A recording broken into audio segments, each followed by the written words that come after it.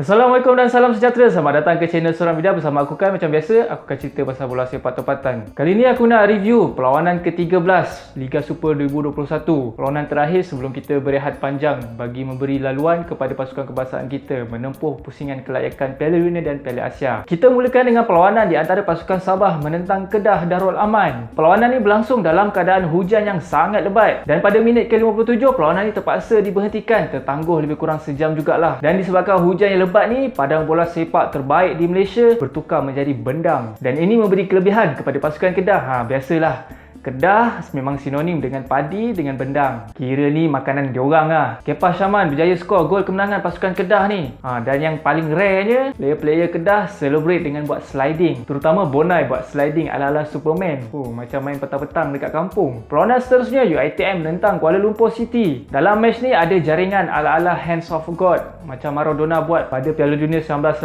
dulu. Tapi jaringan Hands of God pada perlawanan UiTM Kuala Lumpur City ni dijaringkan oleh Diogo Shukodona, player veteran berusia 41 tahun, bermain di bahagian pertahanan Kuala Lumpur City FC. Dia dah lah masuk last minute pada minit ke-88. Lepas tu skor pula gol penyamaan masa extra time.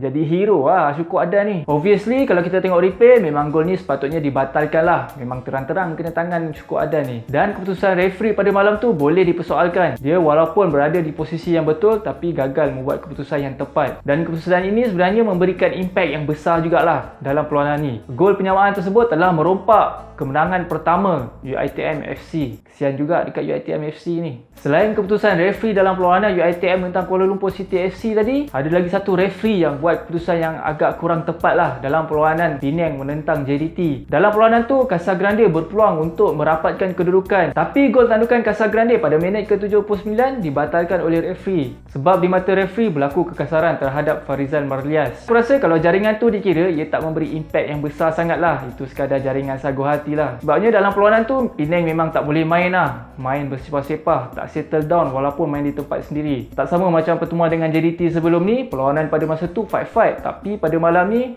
kita nampak yang JDT memang menguasai perlawanan. 3 gol dijaringkan oleh JDT. Sumbare dengan Safawi pun ada menyumbangkan gol. Baguslah untuk memberi momentum kepada kedua-dua pemain kebangsaan kita ni. Sebab lepas ni diorang akan menggalas tugas bersama dengan skuad kebangsaan. Hopefully gol ni memberi keyakinan lah kepada kedua-dua player ni untuk lebih perform bila main dengan skuad kebangsaan nanti. Kalau korang perasan, pada minit ke-92 ada juga pergaduhan kecil di antara coaches JDT dengan coaches Penang. Tak pasti apa punca pergaduhan ni, tapi Morak ada tunjuk 3 jari menandakan JDT menewaskan Penang 3-0. Tak lengkap kalau kita tak sembang perlawanan di antara Perak menentang Seri Pahang. Nampaknya Majlis Dolah Saleh masih lagi ada. Player-player import yang dia bawa masuk pada transfer window kedua ni semua menjadi. Perlawanan sebelum ni diorang fight-fight dengan pasukan Selangor. Kali ni diorang bantai pasukan Perak dan ketiga-tiga jaringan ni dihasilkan oleh player-player import diorang. Kita boleh cakap Seri Pahang memang ambil kesempatan lah dengan kemelut yang berlaku dengan pasukan Perak FC ni. Dan lanjutan daripada kemelut pengurusan pasukan Perak FC ni, fans Perak membuat keputusan untuk bermain bunga api. Diorang baling suar ke tengah padang pada minit ke-93 menunjukkan diorang punya protes lah terhadap pengurusan pasukan Perak FC. Tapi itulah, aku sebenarnya tak berapa setuju lah bila fans Perak ni baling suar dekat tengah padang. Kelab dah lah miskin, nak bayar gaji player pun tak mampu. Ni lepas ni nak kena bayar denda pula. Pada aku banyak lagi cara lain untuk tunjukkan protes tu. Sekarang ni dah lah susah, disusahkan lagi. Tapi aku tak boleh nak cakap banyak lah pasal isu ni. Fans Perak sendiri yang lebih mengetahui isu yang berlaku.